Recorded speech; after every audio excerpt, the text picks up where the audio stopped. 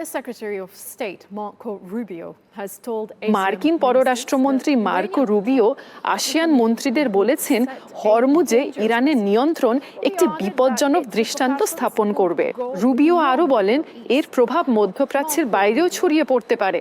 Marco Rubio: আমরা মধ্যপ্রাচ্যে এমন দৃষ্টান্ত গড়ছি যেখানে একটি রাষ্ট্র সিদ্ধান্ত নিতে পারে তারা আন্তর্জাতিক জলপথ নিয়ন্ত্রণ করবে, টোল নেবে আর টাকা না দিলে জাহাজ উড়িয়ে দেবে। আমরা একটা বিপজ্জনক দৃষ্টান্ত তৈরি করেছি যা বিশ্বের অন্যান্য অংশেও পুনরাবৃত্তি হতে পারে। তাই এখানে শুধু হরমুজ প্রণালী নয়, বরং আরও অনেক কিছু ঝুঁকির মুখে।